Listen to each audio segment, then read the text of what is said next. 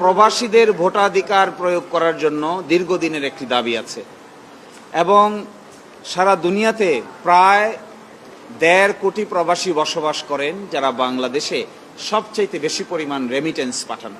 আমাদের অর্থনীতির ৬ থেকে ৭% তাদের রেমিটেন্সের উপর ভিত্তি করে চলে এবং বছরে প্রায় ২,৬৬৫ বিলিয়ন টাকা তারা বাংলাদেশে প্রেরণ করেন, যার মাধ্যমে আমাদের রিজার্ভ এবং আমাদের সরকার পরিচালিত হয়।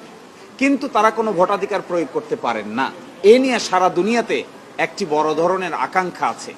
এখন আমরা সারা দুনিয়ার ২০ জন ব্যক্তিকে সংগ্রহ করেছি। যুক্তরাজ্য, যুক্তরাষ্ট্র, Canada, Australia, Italy, Germany, France, Saudi Arab, Qatar, Kuwait, Malaysia, Spain, Portugal, এই সমস্ত দেশে যারা বসবাস করেন আমাদের ভাইয়েরা, তারার মধ্যে ২০ জন এসে আজকে একটি লিগ্যাল নোটিশ প্রেরণ করেছেন নির্বাচন কমিশন এবং সরকারকে, যেন তাদেরকে আগামী নির্বাচনের আগেই ভোটাধিকার প্রয়োগ করার সুযোগ করে দেওয়া হয়। এবং তাদেরকে যদি ভোটাধিকার প্রয়োগ করার সুযোগ করে দেওয়া হয় তাহলে বাংলাদেশের ডেমোক্রেসিতে নতুন ডাইমেনশন যুক্ত হবে বলে আমরা মনে করি। এই জন্য আজকে এই নোটিশ পাঠানো হয়েছে। ১ মাসের সময় দেওয়া হয়েছে নির্বাচন কমিশন এবং সরকারকে। যদি এই সময়ের ভিতরে তারা এটি সমাধান করেন তাহলে তারা কোনো প্রশ্ন উত্থাপন করবেন না, কিন্তু যদি সমাধান না করেন তাহলে বিষয়টি উচ্চ আদালতে গড়াবে। এই জন্যই এই লিগ্যাল নোটিশ পাঠানো হয়েছে। আমরা এক্সপেক্ট করি পৃথিবীর বিভিন্ন দেশে, প্রায় ১৪৭টা দেশে এক্সপ্যাট্রিয়েট দেশি যারা আছেন তাদের ভোটাধিকার প্রয়োগ করার সুযোগ আছে এবং সকল দেশেই সেটা হয়। কোথাও পোস্টাল ব্যালটের মাধ্যমে হয়, কোথাও অনলাইনের মাধ্যমে হয়, কোথাও হলো প্রক্সি ভোটের মাধ্যমে।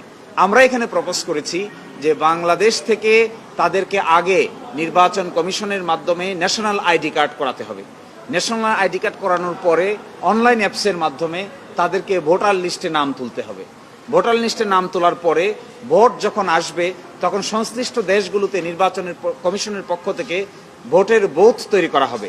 তারা আমেরিকায় বসে, কানাডায় বসে, অস্ট্রেলিয়ায় বসে, সাউথ আফ্রিকায় বসে এবং সৌদি আরব, কাতার, কুয়েতে বসেই সেখানে ভোট প্রয়োগ করতে পারবেন। যার বাড়ি যে এলাকায় হবে তিনি সেই সাংবিধানিক কিংবা সংসদ সদস্য, সেই এলাকার সংসদ সদস্যকে তিনি ভোট দিতে পারবেন। এই ভোটটা অনলাইনে গণনা করা হবে।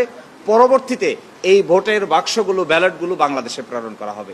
এরই মাধ্যমে ১,৪৬,০০,০০০ মানুষ যারা ছড়িয়ে ছিটিয়ে আছেন, শিক্ষিত, দেশের জন্য উপকারী, তাদের ভোটাধিকার হলে বাংলাদেশের ডেমোক্রেসিতে নতুন ডাইমেনশন যোগ হবে বলে আমরা মনে করি।